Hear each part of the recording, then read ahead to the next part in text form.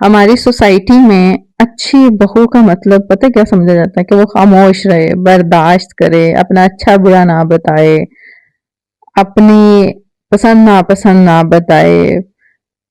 हत्ता के मतलब बाउंड्रीज को तो प्रॉपर हमें गाली समझा जाता है। बाउंड्रीज क्या है?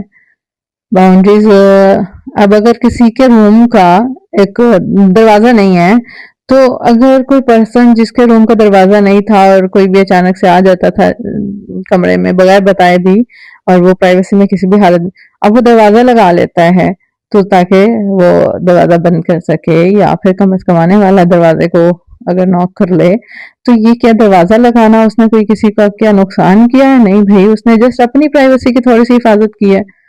लेकिन ये सारे क्या है? हमारी कल्चरल कंडीशनिंग है, जिसकी वजह से फिर ना बाउंड्रीज का ख्याल हुआ, ना वैल्यूज का ख्याल हुआ, ना सेल्फ रिस्पेक्ट का ख्याल हुआ।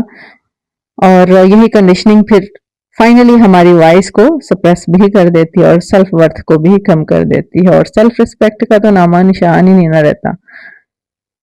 क्योंकि जब हम स्टार्ट से ही खुद को एज एन हेल्पर पेश करती हैं, तो लोग हों या रिश्ते हों, जिस किसी से भी हमारा वास्ता पड़ेगा, वो हमें इंसान समझने की बजाय फैसिलिटी ही समझेगा।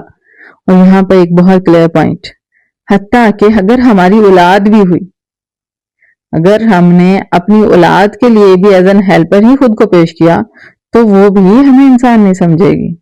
तो हम लोगों से कैसे उम्मीद लगा सकते हैं? तो हमें अपनी पसंद नापसंद, अपनी फीलिंग्स का इजहार करना सीखना होगा। अगर हमने इजहार ना किया, तो लोग हमारे जज्बात को इग्नोर मोड पर लगाने में एक सेकंड नहीं लगाते।